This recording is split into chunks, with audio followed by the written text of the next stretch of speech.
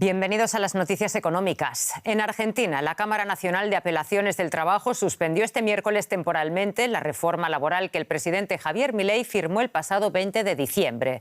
Se trata de puntos referidos a la reducción de indemnizaciones, la recaudación sindical y los límites al derecho a huelga. Esta reforma entró en vigor el viernes día 29 y planteaba medidas para una profunda desregulación de la economía.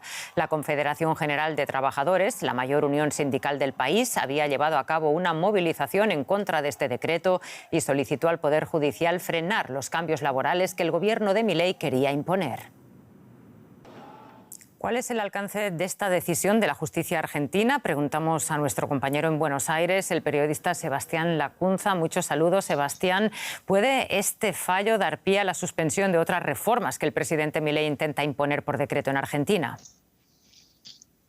Sí, este fallo es restrictivo a la parte laboral que incluye ese mega decreto, pero a su vez hay otros pedidos de cautelar en diferentes juzgados de la Argentina, juzgados federales, que podrían dar lugar a más decisiones de jueces. En ese sentido, recordemos que el decreto fue muy abarcativo e incluyó aspectos, en este caso laborales, pero también desde la entidad social de los clubes de barrios, si pueden ser sociedades anónimas o no, un amplísimo aspecto en cuanto al comercio exterior, también normas elementales de la vida pública.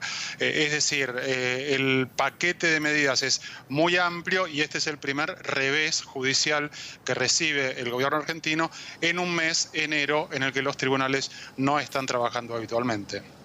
Sebastián, ¿y qué supone esta decisión de la justicia argentina para las más de 300 reformas de Javier Milei? Bueno, por lo pronto lo que exhibe es la debilidad legal, la debilidad institucional que tiene este decreto. El decreto de necesidad y urgencia está establecido en la Constitución argentina para lo que la propia denominación del instrumento legal dice, es decir, situaciones de necesidad y urgencia. Hay muchos aspectos para cuestionar si, por ejemplo, es realmente de necesidad y urgencia modificar la ley de tierras que pone, como en muchos países, algunas limitaciones a la propiedad de la tierra en zonas fronterizas, etcétera, etcétera, etcétera, desde múltiples aspectos constitucionalistas, incluso próximos al gobierno de extrema derecha argentina, han señalado que no es constitucional en la medida que modifica semejante cantidad de leyes. Esto va atado a otro megaproyecto que tiene 664 artículos que reclama para el Ejecutivo la delegación de facultades legislativas por 4 años y que también abarca reformas muy profundas que de alguna manera cambian la matriz y el funcionamiento del Estado e incluso algunos dicen de la democracia argentina. Todo esto es un ensamblaje legal dudoso que va a enfrentar dificultades tanto en el Congreso como en los tribunales.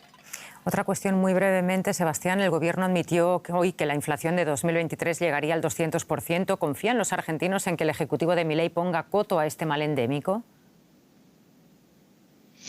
Bueno, que la inflación este año va a ser muy alta es un hecho que admiten todas las partes, incluido el gobierno.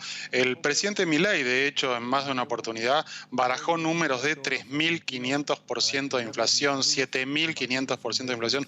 No dio cuenta que lo sustentaban, pero él dijo que estábamos ya en un escenario que si las cosas iban igual, iban a ir rumbo a esos porcentajes astronómicos de inflación.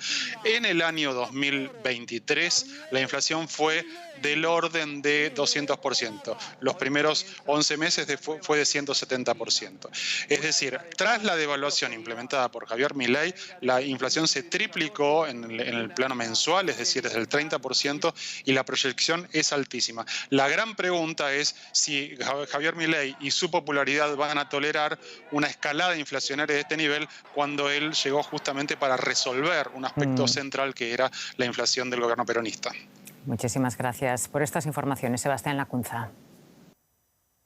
Este jueves, el Departamento de Seguridad Nacional de Estados Unidos reabrirá 4 cruces fronterizos con México, 2 en Arizona, 1 en California y otro en Texas. Esto luego de un cierre parcial de casi un mes debido al aumento del flujo de inmigrantes. La medida llega solo unos días después de una reunión en la que participaron el secretario de Estado estadounidense Antony Blinken y el presidente mexicano Andrés Manuel López Obrador. El cierre de los cruces ha impactado negativamente el intercambio comercial entre ambos países. Con nuestro analista en Nueva York, Jesús García. Jesús, muy buenas tardes. ¿Por qué Estados Unidos decide reabrir estos cruces en la frontera con México? Bueno, pues hay una fuerte presión comercial, principalmente por parte de México, también justamente para la reapertura. Hay que poner en contexto que la frontera entre México y Estados Unidos es considerada la de mayor movimiento a nivel mundial, con 350 millones de cruces legales. Esto significa cruces de personas que van a trabajar de México a Estados Unidos, cruces turísticos también, y también, por supuesto, el intercambio comercial entre ambos países. En diciembre empezó a incrementarse el flujo de inmigrantes que intentaban ingresar la frontera de manera irregular o que querían pedir asilo. Digamos, alrededor de unos 10,000 inmigrantes estaban en la frontera, lo que preocupó a los Estados Unidos, que decidió redirigir los esfuerzos hacia estos grupos y cerrar los 4 puntos que has mencionado. Después de las reuniones que tuvo con México, el liderado por el secretario de Estado, Antony Blinken, y también por el secretario de Seguridad Nacional, Alejandro Mayorkas, con el presidente mexicano, Andrés Manuel López Obrador, se decidió pues reabrir la frontera. No se dio una fecha hasta apenas esta semana, que será el 4 de enero cuando se reabran. Pero eso no significa que se mantengan abiertas, porque habrá una reevaluación constante sobre cómo está el flujo migratorio. Y Jesús, ¿cuál es el impacto económico en el intercambio comercial entre México y Estados Unidos por el cierre de estos cruces ahí en la frontera? Hoy entrevisté a un funcionario del Departamento de Seguridad Nacional, Blas Núñez Neto, quien me señaló que no tenía todavía el dato exacto de cuánto fue el impacto económico justamente por el cierre de los 4 puntos de cruces fronterizos, pero reconoció que fue bastante alto y querían justamente evitar que fuera mayor. Hay que recordar que en 2023 México se consolidó como el principal socio comercial de los Estados Unidos al captar 15,7% del intercambio comercial de Estados Unidos a nivel mundial, lo cual superó a China. Ahora, son varios los factores que se afectan, por ejemplo, la cadena de suministro de alimentos, por ejemplo, también de autopartes, que es un intercambio importante que tiene México hacia los Estados Unidos, así como combustibles. Esto afecta no solo a México en el sentido del intercambio comercial, sino también puede afectar los precios en los Estados Unidos, y también por eso Estados Unidos estaba preocupado por el cierre de la frontera. Jesús García, muchísimas gracias por el análisis desde Nueva York. El Parlamento chileno retomó este miércoles la discusión sobre la reforma de pensiones que propone el gobierno del presidente Gabriel Boric, uno de sus principales proyectos y que lleva más de un año estancado en la Cámara. La reforma busca subir la cotización del 10 al 16% a cargo del empleador, elevando así las bajas pensiones que reciben la mayoría de jubilados chilenos. El sistema actual fue creado por el régimen de Augusto Pinochet y es gestionado por las polémicas administradoras privadas de pensiones. En Perú se desechan más de 23 millones de toneladas de residuos por día y gran parte de esa basura queda en vertederos ilegales, el mar y las calles. Se recicla menos del 2%, aunque existen iniciativas para una economía más circular que reduzca el volumen de residuos y empresas que convierten los desechos en materia prima. Basura por todas partes. Ni la ciudadanía ni las autoridades del Perú parecen darle mucha importancia. Según cifras oficiales, se desechan más de 23 millones de toneladas de residuos al día.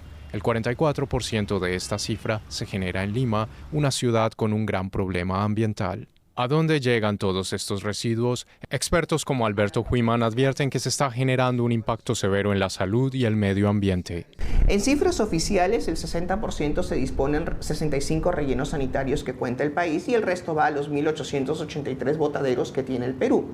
Pero una cosa es la oferta, o sea, que yo tengo un relleno en una provincia y que en teoría yo crea que los residuos de los distritos van a ese relleno, y otra cosa es la realidad. ¿Por qué no van a ese relleno los residuos de los demás distritos, los conexos? Porque se paga por esa infraestructura. Y más barato le sale a un alcalde el tener su propio botadero. Gran parte de la basura no solo llega a los botaderos ilegales, sino también se queda en las calles, el mar y los ríos. La deficiencia de las autoridades para gestionar los residuos, la poca educación ambiental, la informalidad y también la corrupción hacen a esta problemática. Ciudadanos más responsables y un plan integral de retiro, transporte y disposición final de residuos serían parte de la solución, pero también ir hacia una economía circular. Hoy en Perú solo se recicla menos del 2% de los desechos. Simba, una empresa fundada por People Racer y Andrea Rivera, apunta a este modelo. Desde hace 7 años recicla y reutiliza los residuos de restaurantes, hoteles, industrias y hogares. Nuestro propósito es co-crear un mundo sin basura donde nada sobra y nadie sobra. Y ese nada sobra es innovador de una forma poco convencional porque en realidad normalmente en las industrias de reciclaje se aprovecha lo que es rentable reaprovechar y se descarta lo demás. Nosotros buscamos reaprovecharlo todo. En sus plantas de reciclaje, Simba recibe todo tipo de residuos que identifica y clasifica para luego convertirla en materia prima. Desde 2017 han reaprovechado alrededor de 9.500 toneladas de residuos, de los cuales el 80% es material orgánico que se transforma en comida para animales y abono. El plástico es otro de los residuos más reciclados y se vende a la industria. La cadena de reciclaje es una cadena que contribuye a cuidar a un planeta, ¿no?